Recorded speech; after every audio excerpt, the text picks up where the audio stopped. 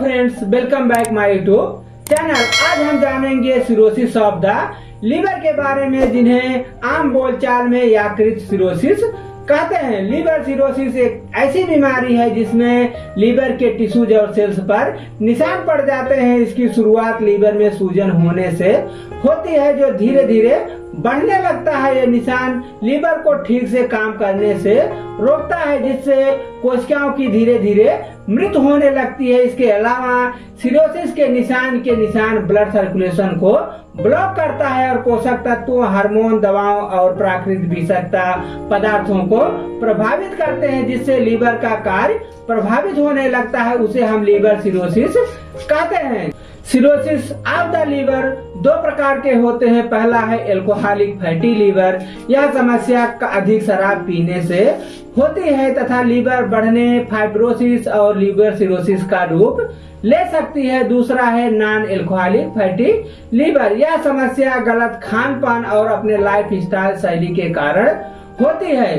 Fatty liver की समस्या जिन लोगों को भी होती है, उन्हें अक्सर पेट से जुड़ी कोई ना कोई शिकायत होती है। जैसे कई बार थोड़ा सा खा लेने पर भी उन्हें ऐसा लगता है जैसे बहुत खा लिया है, जबकि कई बार उन्हें खाना खाते जाते हैं, अपने डाइट से भी बहुत ज्यादा लेते हैं, फिर भी पेट भरने का एहसास नहीं होता है। नॉन एल्कोहलिक फैटी लीवर की बीमारी 4 अलग अलग स्टेज में रखा गया है। पहला सिंपल फैटी लीवर, दूसरा नॉन एल्कोहलिक स्टीटोहेपेटाइटिस, तीसरा फाइब्रोसिस और चौथा है सिरोसिस की समस्या शामिल है, जो सबसे खतरनाक होती है। पहला है सिंपल फैटी लीवर। सीमित मात्रा में लीवर का अपना भी एक नेचुरल फैट होता है, लेकिन जैसे ही यह फैट अधिक बढ़ जाता है और बढ़ता रहता है, इस तरह के फैट के बढ़ने को ही नॉन एल्कोहलिक या सिंपल फैटी डिजीज कहते हैं। दूसरा है नॉन एल्कोहलिक स्टेटोहेपेटाइटिस। यह अक्सर लीवर पर सूजन, स्वेलिंग की वजह बन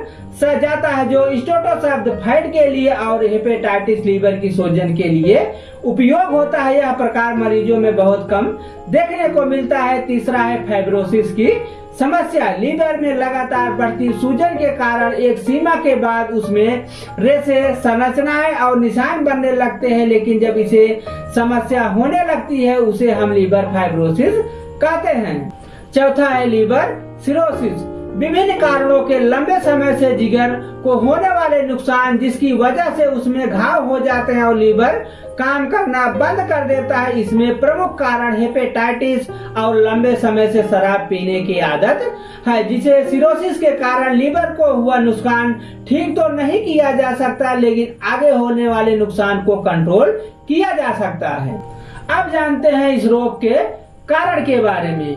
मोटापा या अधिक वजन, शराब और अन्य मादक पदार्थों की लत, जंक फूड, ट्रांस फैट और अधिक चिकनाई युक्त चीजें, ज्यादा खाना, रक्त में कोलेस्ट्रॉल और ट्राइग्लिसराइड का बढ़ना, हेपेटाइटिस बी, सी, डी इत्यादि इसके कारण है। अब जानते हैं इस रोग के लक्षण के बारे में।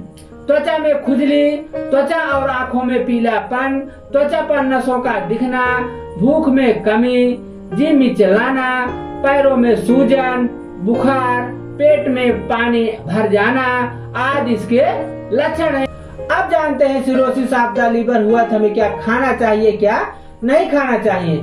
अगर बात करें हमें लीवर सिरोसिस में, तो हमें तैली एवं मसालेदार चीजों से बचना चाहिए। तरल एवं हरी साग सब्जियों को ज्यादा खाना चाहिए। अगर बात करें मेडिसिन को, तो लीवर सिरोसिस जांच के आधार पर इसकी मेडिसिन तय होती है, क्योंकि लीवर सिरोसिस एक जीर्ण बीमारी है। इसमें liver cirrhosis, liver cancer, hepatitis B, hepatitis C, संक्रमण इत्यादि बीमारी हो सकती है। इसलिए हमें लक्षण के हिसाब से दवा देके रिफर कर देना चाहिए, क्योंकि डॉक्टर के निगरानी में रहने से इलाज ज्यादा अच्छे ढंग से होगा।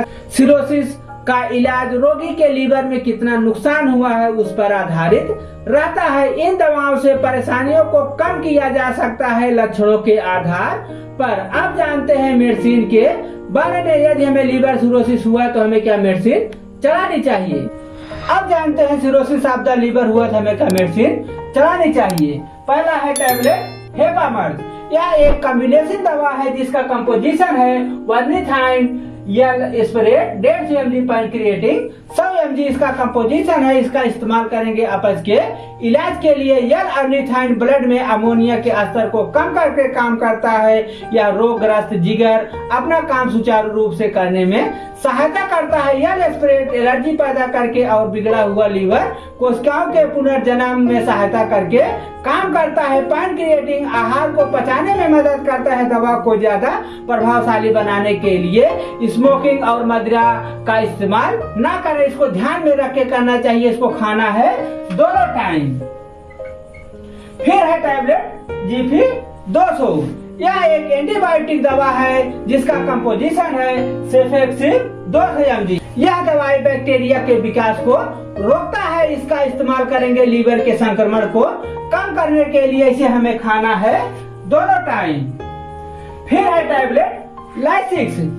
यह एक मूत्रवर्धक दवा है जिसका कंपोजिशन है फेरोसेमाइड 40 mg, जो पेशाब के माध्यम से शरीर में पानी और सोडियम को निकलने में मदद करता है। इसका इस्तेमाल करेंगे पेट से पानी को कम करने के लिए। इसे हमें खाना है दोपहर को 1 गोली।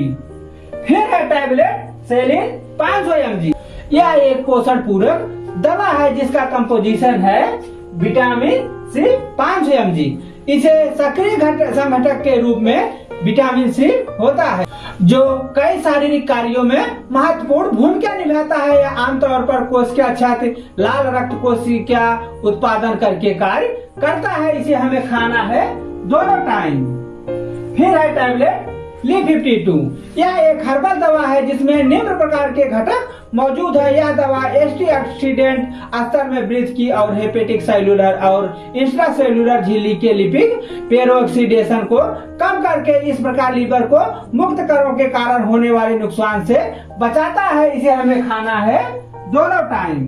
फिर है टैबलेट एम्लोकाइन 80। यह दवा का उपयोग विशेष रूप से हाई बीपी के लिए किया जाता है जिसका कंपोजिशन है एम्लोडिपिन 5 mg, एटनोलोल 50 mg इसका कंपोजिशन है। इसका इस्तेमाल करेंगे उच्च रक्तचाप को कम करने के लिए जिससे से दिल का दौरा या स्ट्रोक की संभावना कम हो जाती है। इसे हमें खाना है डॉक्टर के बताए अनुसार, क्योंकि यह दवा ब्लड प्रेशर में कम या ज्यादा है इस प्रकार निर्भर करता है। फिर है टैबलेट कैप्सूल रेवेकाइन DSR।